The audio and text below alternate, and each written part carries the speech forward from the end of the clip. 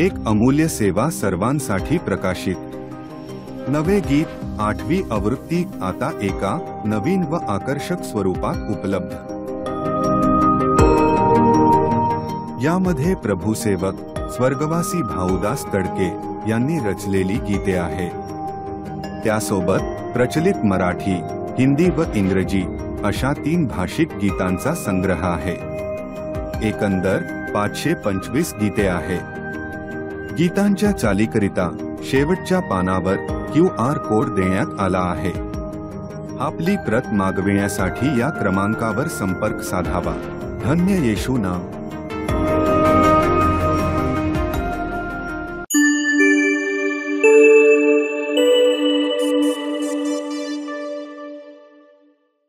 इब्रिकरास पत्र 11वा अध्याय. जेव्हा आपण हा संपूर्ण अध्याय वाचतो, आपणा सगळ्यांना इकडे माहित आहे, इकडे एक यादी आहे. इब्रिकरास पत्र 11वा अध्याय विश्वासवीरांची ह्यामध्ये यादी आहे.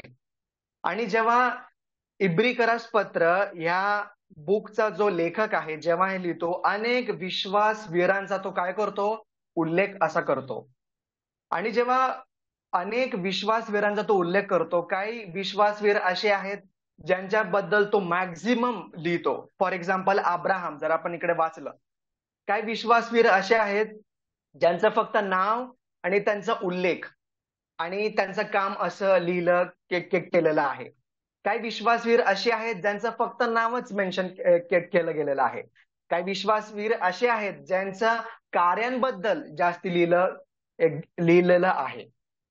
पण आज सकाळी आपण अशा विश्वासवीर बद्दल बघणार आहोत ज्याच्याबद्दल काही वचने डिवोट गेलेली आहेत. हा असा विश्वासवीर आहे ज्याला आपण जुन्या करारात जर आपण पाहिलं तर जुन्या करारात त्या विश्वासवीराबद्दल असं सांगितलेलं आहे की हा पुरुष भूतलावरच्या सर्व मनुष्यांमध्ये नम्र होता. हा असा विश्वासवीर आहे ज्याच्याबद्दल असं म्हटलेलं आहे की हा काय आहे, भूतलावरच्या सर्व लोकांमध्ये हा असा नम्र आहे. कोण आहे असा वीर? दुसरा तिसरा कोणी नसून हा मोशे असा आहे. चला पटकन तर आपण इब्रिकरास पत्र 11वा अध्याय आणि 23 ते 27 वचने आपण बघूया. इब्रिकरास पत्र 11वा अध्याय 23 ते 27. आपल्याकडे वेळ कमी आहे तर मी वेळेनुसार पटपट फास्ट वाचतो. इब्रिकरास पत्र 11वा अध्याय 23 ते 27. पहिलं वचन 23. मोशे जन्मल्यावर त्याच्या आईबापांनी विश्वासाने त्याला 3 महिने लपवून ठेवले, कारण ते मूल सुंदर आहे असे त्यांनी पाहिले व त्यांना राजाच्या आज्ञेचे भय वाटले नाही.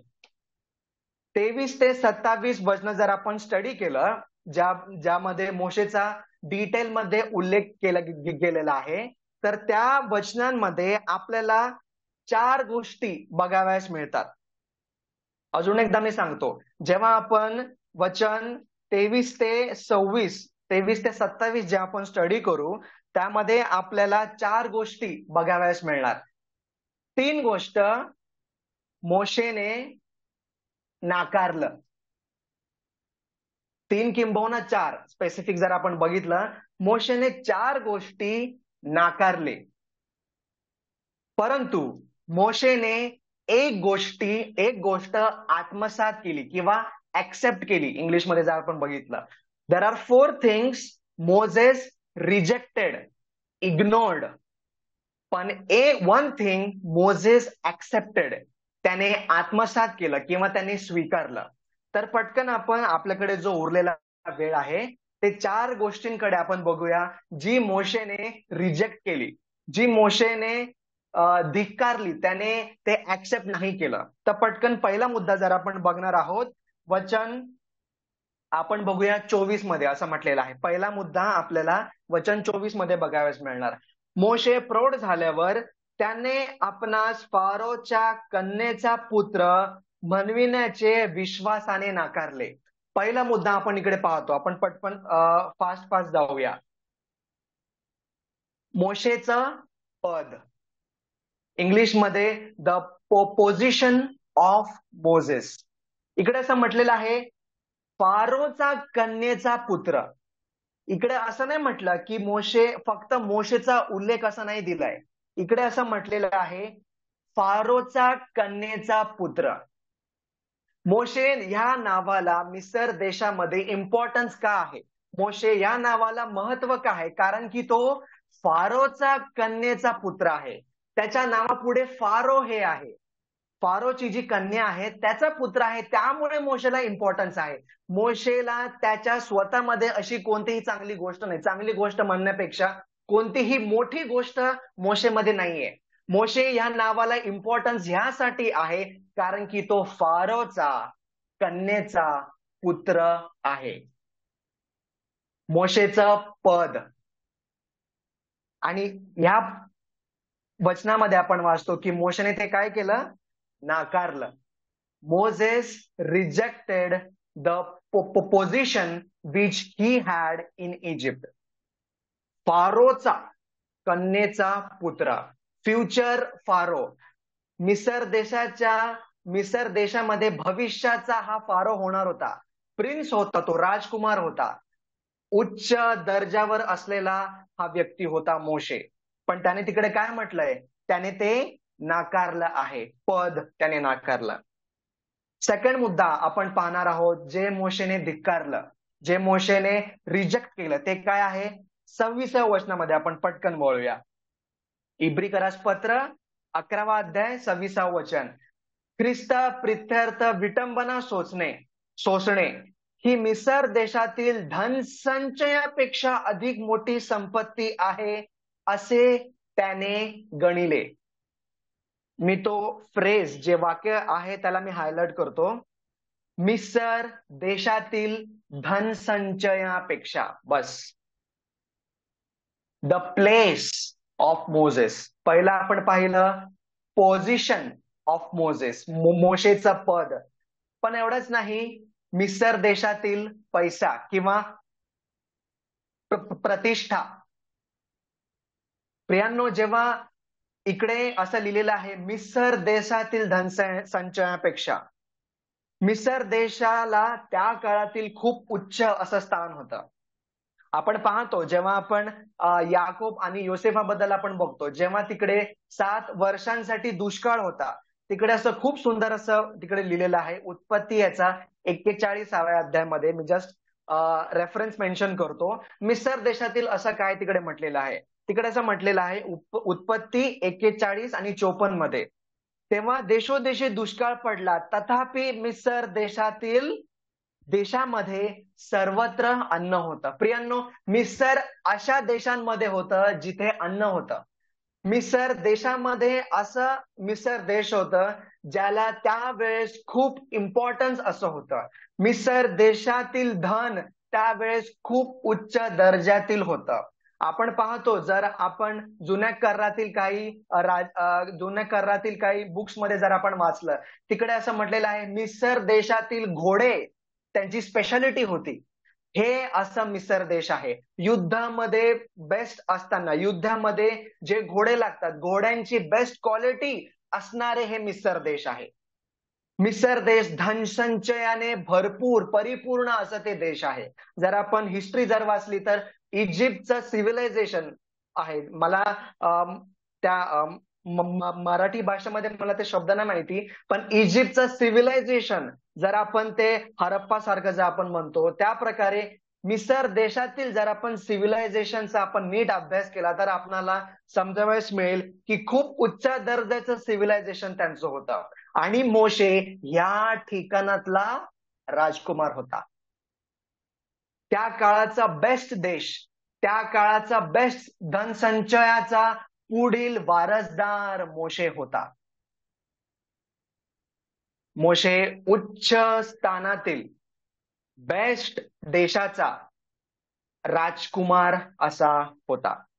आणि हे त्याने काय केलं, त्याने गणिलं नाही, त्याने ह्या धनसंचयाचा, पैसाचा, धन दौलतचा काय केला, त्याने धिक्कार केला. मिसर देशातील प्रतिष्ठा, मोशेची पद हे त्याने नाकारलं, हे आपण पाहतो. पटकन आपण जाऊया तिसरी गोष्ट. मोशेने तिसरी गोष्ट काय धिक्कारली, काय नाकार केली? वचन 25, इब्री करसपत्र 11वा अध्याय 25वा वचन. पापाचे क्षणिक सुख भोगणे ह्यापेक्षा देवाच्या लोकांबरोबर दुःख सोसणे हे त्याने पसंत करून घेतलं. तिसरी गोष्ट मोशेने नाकारली. कोणती नाकारली? पाप. मोशेने पद नाकारलं. मिसर देशाची प्रतिष्ठा त्याने नाकारली. मोशेने मिसर देशामधील पाप नाकारलं. कोणत्या पापाबद्दल? इकडे इब्री लोकास पत्राचा लेखक सांगत आहे. इकडे इकडे असं म्हटलेलं आहे, पापाचे क्षणिक सुख. जर आपण याचा अभ्यास केला तर आपल्याला खूप चांगल्या प्रकारे आपल्याला हे समजणार आहे. इकडे इब्री लोकास पत्राचा लेखक शरीरा संबंधाच्या पापाबद्दल सांगत आहे. मोशे कोण आहे? मोशे राजकुमार आहे. त्याने कोणत्याही प्रकारचा पाप केला त्याला कोण क्वेश्चन करणार नाही. मोशेला स्वतंत्र आहे. तो कोणत्याही प्रकारचा पाप कितीतरी वेळात कशाही प्रकारे he can do it. He has freedom. सगळ्या प्रकारची मुबलकता त्याच्याकडे आहे. त्याच्याकडे म्हणजे कम्प्लीट फ्रीडम आहे त्याच्याकडे. पूर्णपणे पाप करण्यासाठी मोशेकडे स्वातंत्र्य असं आहे. मग ते शरीरा संबंधचा पाप असू दे, क्षणिक सुख असू दे, कोणत्याही प्रकारचा पाप असू दे, यावर मी जास्ती स्पष्टीकरण नाही देणार. मोशेला मुबलकता आहे, स्वतंत्र आहे, परंतु तेही त्याने नाकारलं. फारोचा मुलगा म्हणून घेण्याचं किंवा फारोचा राजकुमार त्याने पद नाकारलं. मिसर देशातील धनसंचय मोशेने नाकारलं. इतकंच नाही, मोशेने पाप करायचं ऑपॉर्च्युनिटी किंवा संधी त्याने नाकारलं. वाव, किती सुंदररित्या या विश्वासवीराबद्दल इकडे म्हटलं गेलेलं आहे. कोण? मोशे. आणि चौथी गोष्ट मोशेने धिक्कारली. वचन 27, त्याने राजाच्या क्रोधाला न भीता विश्वासाने काय सोडला? मिसर देश सोडला. ज्या देशात हे सर्व त्याला मिळत होतं, पैसा, पद, पाप, सर्व काही, त्या जागा, ते ठिकाण, ते श्रेष्ठ ठिकाण मोशेने सोडलं. हा आहे मोशे, ज्याच्याबद्दल म्हटलेलं आहे, भूतलावर ह्याच्यापेक्षा कोणीही नम्र नाही. हा आहे मोशे. 4 गोष्टी मोशेने सोडल्या, पण मी स्टार्टिंगला म्हटलेलं त्याने एक गोष्ट स्वीकारली. कोणती स्वीकारली? वचन 25, पापाचे क्षणिक सुख भोगणे ह्यापेक्षा देवाच्या लोकांबरोबर दुःख सोसणे ह्याने काय केलं? पसंत केलं. Moses accepted, Moses chose to suffer along with the children of Israel. मिसर लोकांमधून निघून इस्रायल लोकांसाठी सहन करण्यासाठी, इस्रायल लोकांबरोबर ते दुःख सहन करण्यास मोशेने काय केलं? पसंत असं केलं. मोशे बरोबर दुःख सहनासाठी संपूर्ण इस्रायल समुदाय होता. त्याच्यासोबत 12 ट्राइब्स होते. 12 आपण काय म्हणतो त्याला, 12 ट्राइब्स होत्या मोशे सोबत. संपूर्ण इस्रायल राष्ट्र होतं मोशे सोबत दुःख सहन करण्यासाठी, आणि त्याने ते गणिलं, त्याने ते ऍक्सेप्ट असं केलेलं आहे. हे झालं मोशेबद्दल. हे झालं मोशेबद्दल. इब्री लोकास पत्र याचा लेखक मोशेबद्दल लिहितो इब्री लोकास पत्राच्या 11व्या अध्यायामध्ये, परंतु तोच लेखक इब्री लोकास पत्र 12व्या अध्यायामध्ये अजून एका व्यक्तीबद्दल लिहितो. इब्री लोकास पत्र 11व्या अध्यायामध्ये मोशे एक विश्वासवीर आहे, परंतु इब्री लोकास पत्र 12व्या अध्यायामध्ये 2ऱ्या वचनामध्ये विश्वासाचा उत्पादक व पूर्ण करणारा कोण आहे? प्रभू येशू ख्रिस्त आहे. किती सुंदररित्या ह्या लेखकाने असं म्हटलेलं आहे. विश्वासांच्या वीरांची यादी दिली, परंतु 12व्या अध्यायामध्ये लगेच कोणाकडे लक्ष देण्यास सांगितलंय त्याने? प्रभू येशू ख्रिस्ताकडे लक्ष देण्यास सांगितलेलं आहे. एका बाजूला मोशे आहे, ज्याने काय केलं? पहिला मुद्दा आपण बघितला. मोशेच्या नावाला इम्पॉर्टन्स का आहे, महत्व का आहे? कारण की तो फारोचा मुलगा आहे. परंतु हीच तुलना आपण प्रभू येशू ख्रिस्ताबरोबर करूया. त्या खऱ्याखुऱ्या विश्वासाचा उत्पादकाकडे आपण याची तुलना करूया. प्रभू येशू ख्रिस्त कोण आहे? आपण शास्त्रामध्ये वाचतो, प्रभू येशू ख्रिस्त प्रारंभी शब्द होता, शब्द देवाचा होता आणि शब्द देव होता. प्रभू येशू ख्रिस्त स्वतःहूनच ऑलरेडी तो देव आहे. त्याचं पद सर्वात उंच आहे. प्रभू येशू ख्रिस्ताला कोणाच्या मदतीची गरज नाही. जसं मोशेला फारोच्या ऍडव्हान्टेज होता, मोशेला फारोची हेल्प होती, ज्याच्यामुळे त्याचं पद वाढलं. नाही नाही, पण प्रभू येशू ख्रिस्तासाठी कोण आहे? प्रभू येशू ख्रिस्त देव आहे. शब्द देव होता. इतकंच नाही, त्याबद्दल कलसेकर पत्रामध्ये लिहिलं आहे, तो कोण आहे? अदृश्य देवाचे प्रतिरूप असा प्रभू येशू ख्रिस्त आहे. सर्व काही त्याच्याद्वारे त्याच्यासाठी निर्माण केलेलं आहे. आपण या गोष्टीबद्दल देवाच्या नावाला धन्यवाद देऊया. मोशेचं पद, परंतु प्रभू येशू ख्रिस्ताचं पद देखील उंच श्रेष्ठ आहे. आपल्याकडे 4 मिनिटं आहेत. मी पटकन हे मुद्दे संपवितो. दुसरा मुद्दा आपण बघितला, मोशेने धनसंचयाला नाकारलं. जेव्हा आपण प्रभू येशू ख्रिस्ताबद्दल बघतो, 2 कोरिंथ त्याचा 8व्या अध्यायामध्ये आपण बघतो, तिकडे असं म्हटलेलं आहे, प्रभू येशू ख्रिस्त धनवान असता तो तुमच्यासाठी आणि माझ्यासाठी काय झाला? तो दरिद्री झाला, जेणेकरून अशा हेतूने की त्याच्या दारिद्र्याने तुम्ही आणि मी धनवान व्हाल. आपण काय बघत आहोत? आपण मोशे आणि प्रभू येशू ख्रिस्त याच्यामध्ये एक तुलना बघत आहोत. प्रभू येशू ख्रिस्त देव असून तुमच्या आणि माझ्यासाठी तो काय झाला? दरिद्र झाला. आपण ते गीत गातो, अमीर असता गरीब झाला, वावरला जगता, जय जय जय जय ख्रिस्त. याबद्दल आपण देवाच्या नावाला धन्यवाद देऊया. फिलिप्पियरास पत्रामध्ये असं म्हटलेलं आहे, तो देवाचा स्वरूपाचा असूनही देवाच्या बरोबरीचा असणे त्याने काय नाही लाभला? त्याने लाभ मानिला नाही. ह्याबद्दल आपण प्रभू येशू ख्रिस्तामुळे देवाच्या नावाला धन्यवाद देऊया. मोशेप्रमाणे प्रभू येशू ख्रिस्ताने देखील ते धनसंचय, त्याने स्वर्ग तुमच्या आणि माझ्यासाठी सोडला आणि तो भूतलावरती आला.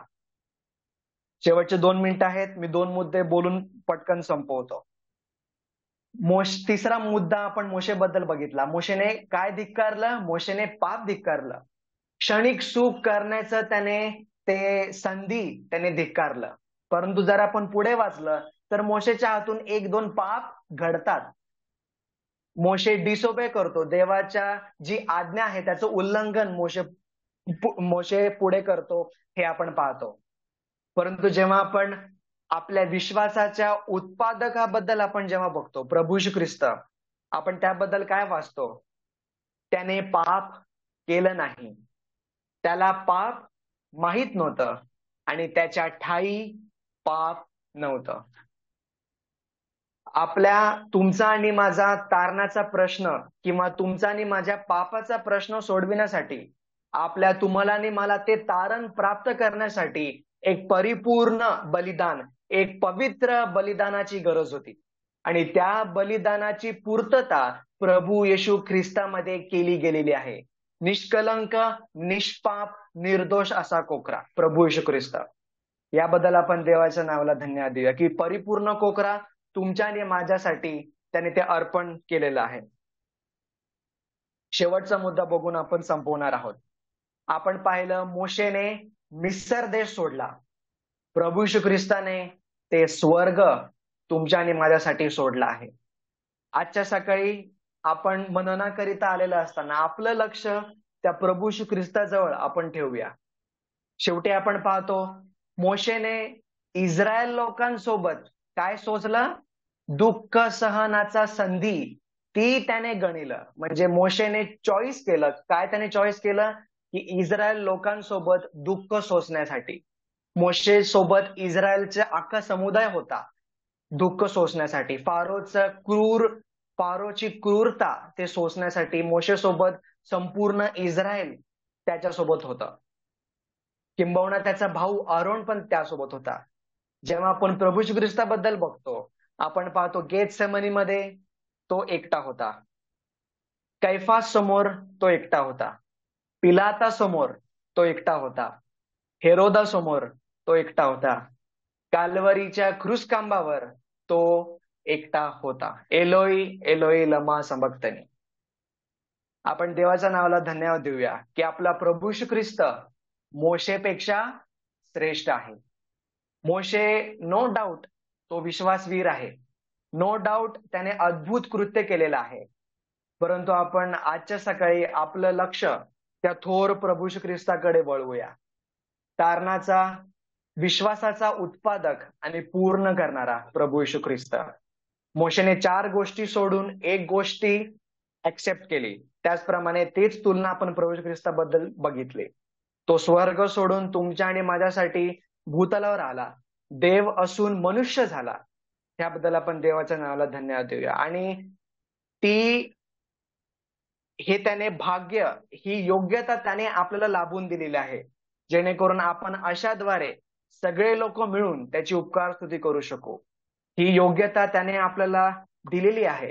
हे जे तारण त्याने आपल्याला दिलेलं आहे त्याबद्दल आपण देवाच्या नावाला धन्यवाद देऊया आणि त्याची उपकार स्तुती करूया. आमेन.